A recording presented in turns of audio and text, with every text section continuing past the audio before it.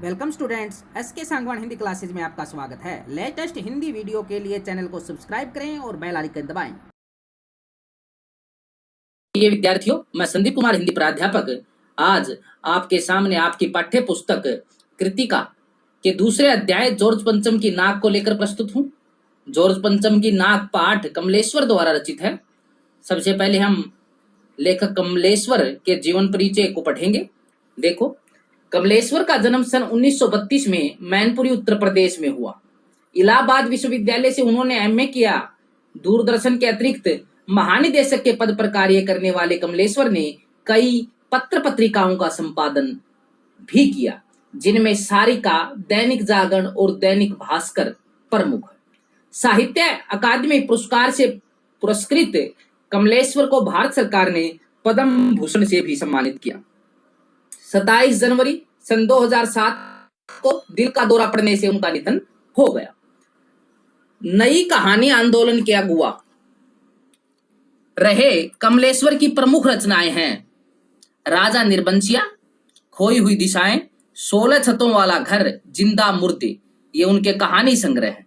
वही बात, आगामी अतीत, डाक बंगला, काली आंधी और कितने पाकिस्तान, ये इनके उपन्यास है। उन्होंने आत्मकथा, यात्रा वृत्तांत और संस्मरण भी लिखे हैं। कमलेश्वर ने अनेक हिंदी फिल्मों एवं टीवी धारावाहिकों की पटकथाएं भी लिखी। कमलेश्वर की रचनाओं में तेजी से बदलते समाज का बहुत ही मार्मिक और संवेदनशील चित्रण है। आज की महानगरीय सभ्यता में मनुष्य के अकेले हो जाने की व्यथा पीड़ा को उन्होंने बखूबी समझा और व्यक्त किया है। जॉर्ज पंचम की नाक पाठ का परिचय देखते हैं। हमारे समाज में नाक इज्जत का प्रतीक मानी जाती है। इतना ही नहीं, नाक से जुड़े अनेक मुहावरे भी हिंदी में प्रचलित हैं, जिनमें नाक कटना और नाक काटना प्रमुख है। इसी मुहावरे के अर्थ का विस्तार करते हुए इसका व्यंग्यात्मक उपयोग किया है कमलेश्वर ने जॉर्ज पंचम की नाक कहानी में। तो जॉर्ज पंचम की नाक एक कहानी है, कहानी विधा से है। सारा व्यंग्य नाक शब्द पर केंद्रित करते हुए लेखक ने अंग्रेजी हुकूमत से आजादी मिलने के बाद भी सत्ता से जुड़े विभिन्न प्रकार के लोगों की औपनिवेशिक दौर की मानसिकता और विदेशी आकर्षण पर गहरी चोट की है। यह एक तरह से इस पाठ का मुख्य भाव प्रतिपाद्य भी है कि औपनिवेशिक दौर की मानसिकता और विदेशी आकर्षण। अपने कथ्य में सफल यह कहानी पत्रकारिता की सार्थकता को तो रेखांकित करती ही है, साथ ही व्यावसायिक पत्रकारिता के विरुद्ध भी खड़ी दिखाई देती है। कथाकार के साथ साथ कमलेश्वर का सफल पत्रकार का रूप भी यहाँ देखा जा सकता है। जॉर्ज पंचम की नाक, कमलेश्वर। यह बात उस समय की है जब इंग्लैंड की रानी एलिजाबेथ द्वितीय मैं अपने पति के हिंदुस्तान पधारने वाली थी। पति का हिंदुस्तान कहा है, यहाँ पर देखो। अखबारों में उनकी चर्चा हो रही थी। रोज लंदन के अखबारों से खबरें आ रही थी कि शाही दौरे के लिए कैसी कैसी तैयारियां हो रही। ये प्रश्न भी पूछा जा सकता है, पूछा गया भी था। अब की बात, रानी एलिजाबेथ का दर्जी परेशान था। क्यों परेशान था, ये भी प्रश्न आपका अभ्यास का। रानी एलिजाबेथ का दर्जी परेशान था कि हिंदुस्तान, पाकिस्तान और नेपाल के दौरे पर रानी कब क्या पहनेगी। उनका सेक्रेटरी और शायद जासूस भी उनके पहले ही इस महाद्वीप का तूफानी दौरा करने वाला था। आखिर कोई मजाक तो था नहीं। जमाना चूंकि नया था, फौज फाटे के साथ निकलने के दिन बीत चुके थे, इसलिए फोटोग्राफरों की फौज तैयार हो रही थी। इंग्लैंड के अखबारों की कतरने हिंदुस्तानी अखबारों में दूसरे दिन चिपकी नजर आती थी कि रानी ने एक ऐसा हल्के नीले रंग का सूट बनवाया है जिसका रेशमी कपड़ा हिंदुस्तान से मंगाया गया है, कि करीब 400 पाउंड खर्चा उस सूट पर आया है। रानी एलिजाबेथ की जन्मपंत्री भी छपी, प्रिंस फिलिप के कारनामे छपे, और तो और उनके नौकरों, बावर्चियों, खानसामों, अंगरक्षकों की पूरी जीवनियां देखने में आई। शाही महल में रहने और पलने वाले कुत्तों तक की तस्वीरें अखबारों में छप गई। बड़ी धूम थी, बड़ा शोर शराबा था। शंख इंग्लैंड में बज रहा था, गूंज हिंदुस्तान में आ रही थी। इन खबरों से हिंदुस्तान में सनसनी फैल रही थी। राजधानी में तहलका मचा हुआ था। जो रानी 5,000 रुपए का रेशमी सूट पहनकर पालम के हवाई अड्डे पर उतरेगी, उसके लिए कुछ तो होना ही चाहिए। कुछ क्या, बहुत कुछ होना चाहिए। जिसके बावर्ची पहले महायुद्ध में जान हथेली पर लेकर लड़ चुके हैं, उसकी शान शौकत के क्या कहने। और वही रानी दिल्ली आ रही है। नई दिल्ली ने अपनी तरफ देखा और बेसाख्ता मुंह से निकल गया, वह आए हमारे घर खुदा की रहमत। वह आए हमारे घर खुदा की रहमत। कभी हम उनको, कभी अपने घर को देखते हैं। और देखते देखते नई दिल्ली का काया पलट होने लगा। और करिश्मा तो यह था कि किसी ने किसी से नहीं कहा, किसी ने किसी को नहीं देखा, पर सड़कें जवान हो गई, बुढ़ापे की धूल साफ हो गई। सड़कों को जवान होता मानवीकरण एक तरह से यहाँ।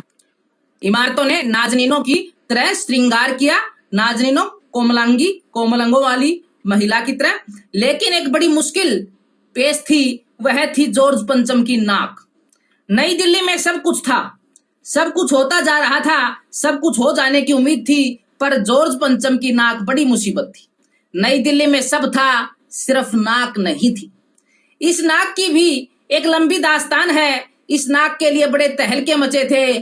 किसी वक्त आंदोलन हुए थे, राजनीतिक पार्टियों ने प्रस्ताव पास किए थे, चंदा जमा किया था, कुछ नेताओं ने भाषण भी दिए थे, गर्मागर्म बहसें भी हुई थी, अखबारों के पन्ने रंग गए थे।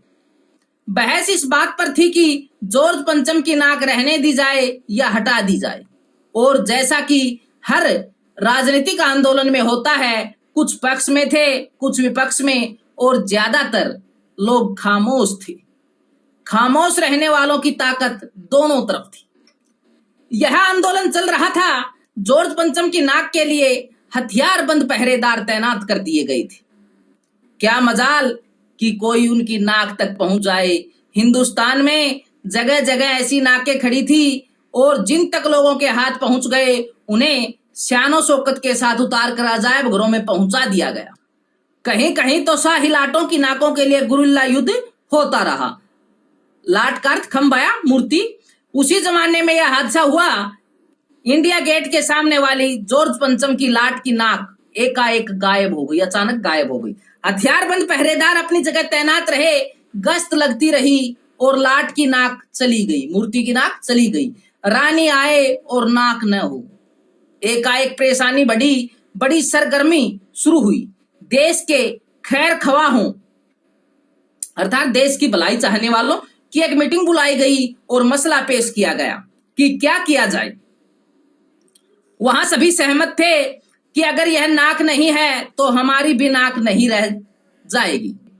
उच्च सतर पर मशवरे हुए, दिमाग खरोंचे गए, और यह तय किया गया कि हर हालत में इस नाक का होना बहुत जरूरी है। यह तय होते ही एक मूर्तिकार को हुक्म दिया गया कि वह फौरन दिल्ली में हाजिर हो। मूर्तिकार यों तो कलाकार था, पर जरा पैसे से लाचार था।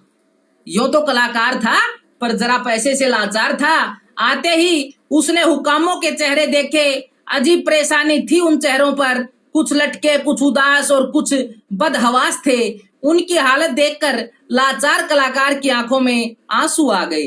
तभी एक आवाज सुनाई दी, मूर्तिकार, जॉर्ज पंचम की नाक लगानी है। मूर्तिकार ने सुना और जवाब दिया, नाक लग जाएगी, पर मुझे यह मालूम होना चाहिए कि यह लाट कब और कहां बनी थी। इस लाट के लिए पत्थर कहां से लाया गया था। सब हुकामों ने एक दूसरे की तरफ ताका, देखा। एक की नजर ने दूसरे से कहा कि यह बताने की जिम्मेदारी तुम्हारी है। खैर, मसला हल हुआ। एक क्लर्क को फोन किया गया और इस बात की पूरी छानबीन करने का काम सौंप दिया गया। पुरातत्व विभाग की फाइलों के पेट चीरे गए, पर कुछ भी पता नहीं चला। क्लर्क ने लौटकर कमेटी के सामने कांपते हुए बयान दिया, सर, मेरी खता माफ हो, फाइलें सब कुछ हजम कर चुकी हैं। हुकामों के चेहरों पर उदासी के बादल छा गए। एक खास कमेटी बनाई गई और उसके जिम्मे यह काम दे दिया गया कि जैसे भी हो यह काम होना है, और इस नाक का दारोमदार आप पर है, जिम्मेदारी आपकी है। आखिर मूर्तिकार को फिर बुलाया गया। उसने मसला हल कर दिया। वह बोला, पत्थर की किस्म का ठीक पता नहीं चला तो परेशान मत होइए, मैं हिंदुस्तान के हर पहाड़ पर जाऊंगा और ऐसा ही पत्थर खोज कर लाऊंगा। कमेटी के सदस्यों की जान में जान आई। सभापति ने चलते चलते गर्व से कहा, ऐसी क्या चीज है जो हिंदुस्तान में मिलती नहीं? हर चीज इस देश के गर्भ में छिपी है, जरूरत खोज करने की है। खोज करने के लिए मेहनत करनी होगी, इस मेहनत का फल हमें मिलेगा, आने वाला जमाना खुशहाल होगा। इसमें भारत की विशेषता बताई गई है। यह छोटा सा भाषण फौरन अखबारों में छप गया। मूर्तिकार हिंदुस्तान के पहाड़ी प्रदेशों और पत्थरों की खानों के दौरे पर निकल पड़ा। कुछ दिन बाद वह उदास लौटा। उसके चेहरे पर लानत बरस रही थी, शर्म थी।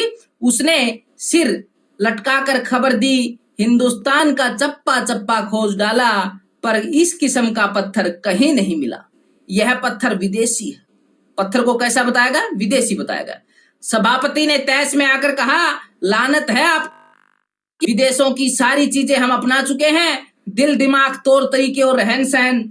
जब हिंदुस्तान में बाल डांस तक मिल जाता है तो पत्थर क्यों नहीं मिल सकता? मूर्तिकार चुप खड़ा था। सहसा उसकी आंखों में चमक आ गई। उसने कहा, एक बात मैं कहना चाहूंगा, लेकिन इस शर्त पर कि यह बात अखबार वालों तक न पहुंचे। सभापति की आंखों में भी चमक आई। चपरासी को हुक्म हुआ और कमरे के सब दरवाजे बंद कर दिए गए। तब मूर्तिकार ने कहा, देश में अपने नेताओं की मूर्तियां भी हैं, अगर इजाजत हो और आप लोग ठीक समझें तो, मेरा मतलब है तो, जिसकी नाक इस लाट पर ठीक बैठे उसे उतार लाया जाए। सबने सबकी तरफ देखा। सबकी आंखों में एक क्षण की बदहवासी के बाद खुशी तैरने लगी। सभापति ने धीमे से कहा, लेकिन बड़ी होशियारी से, और मूर्तिकार फिर देश दौरे पर निकल पड़ा। जॉर्ज पंचम की खोई हुई नाक का नाप उसके पास था। दिल्ली से वह बंबई पहुंचा। दादा भाई नौरोजी, गोखले, तिलक, शिवाजी, कावसजी, जहांगीर, सबकी नाकें उसने टटोली, नापी और गुजरात की ओर भागा। गांधी जी, सरदार पटेल, विठल भाई पटेल, महादेव देसाई की मूर्तियों को परखा और बंगाल की ओर चला। गुरुदेव रविंद्रनाथ, सुभाष चंद्र बोस, राजा राम मोहन राय आदि को भी देखा। नाप जोक की ओर बिहार की तरफ चला। बिहार होता हुआ उत्तर प्रदेश की ओर आया। चंद्रशेखर आजाद, बिस्मिल, मोतीलाल नेहरू, मदन मोहन मालवीय की लाटों के पास गया। घबराहट में मद्रास भी पहुंचा। सत्यमूर्ति को भी देखा और मैसूर, केरल आदि सभी प्रदेशों का दौरा करता हुआ पंजाब पहुंचा। लाला लाजपत राय और भगत सिंह की लाटों से भी सामना हुआ।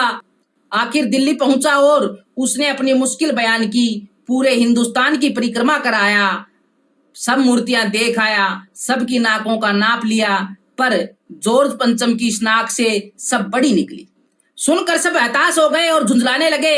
मूर्तिकार ने ढांढस बंधाते हुए आगे कहा, सुना है कि बिहार सेक्रेटेरिएट के सामने सन 42 में शहीद होने वाले बच्चों की मूर्तियां स्थापित हैं।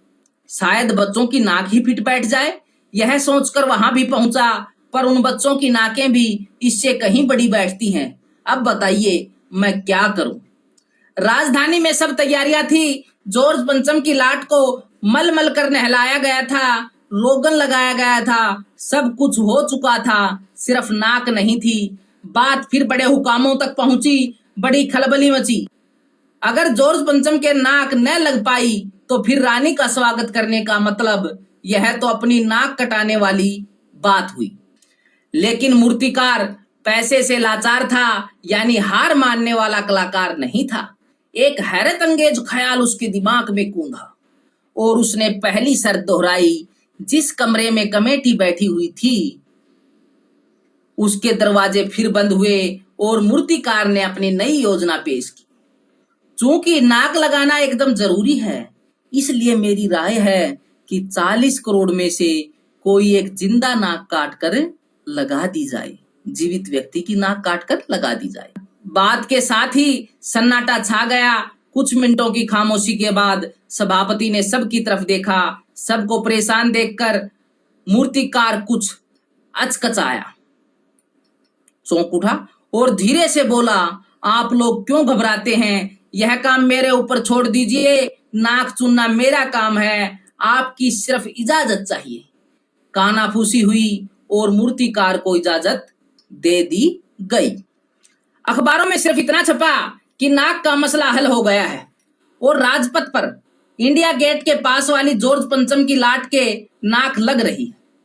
नाक लगने से पहले फिर हथियारबंद पहरेदारों की तैनाती हुई। मूर्ति के आसपास का तालाब सुखाकर साफ किया गया, उसकी रवाब निकाली गई और ताजा पानी डाला गया ताकि जो जिंदा नाक लगाई जाने वाली थी वह सूखने न पाए। इस बात की खबर जनता को नहीं थी। यह सब तैयारियां भीतर भीतर चल रही थी। रानी के आ जाने का दिन नजदीक आता जा रहा था। मूर्तिकार खुद अपने बताए हल से परेशान था। जिंदा नाक लाने के लिए उसने कमेटी वालों से कुछ और मदद मांगी, वह उसे दी गई, लेकिन इस हिदायत के साथ कि एक खास दिन हर हालत में नाक लग जानी चाहिए। और वह दिन आया, जॉर्ज पंचम के नाक लग गई। सब अखबारों ने खबर छापी कि जॉर्ज पंचम के जिंदा नाक लगाई गई है, यानी ऐसी नाक जो कतई पत्थर की नहीं लगती। लेकिन उस दिन अखबारों में एक बात गौर करने की थी। उस दिन देश में कहीं भी किसी उद्घाटन की खबर नहीं थी। किसी ने कोई फीता नहीं काटा था, कोई सार्वजनिक सभा नहीं हुई थी, कहीं भी किसी का अभिनंदन नहीं हुआ था, कोई मान पत्र भेंट करने की नौबत नहीं आई थी, किसी हवाई अड्डे या स्टेशन पर स्वागत समारोह नहीं हुआ था, किसी का ताजा चित्र नहीं छपा था। सब अखबार खाली थे। पता नहीं ऐसा क्यों हुआ था। नाक तो सिर्फ एक चाहिए थी और वह भी बुद्ध के लिए। यहाँ आपका अध्याय समाप्त होता है। जॉर्ज पंचम की नाक कहानी जो कमलेश्वर द्वारा रचित है। आपको इस पाठ को ध्यान से पढ़ना है। इससे अगले वीडियो में इस पाठ के हम प्रश्नोत्तर करेंगे। धन्यवाद।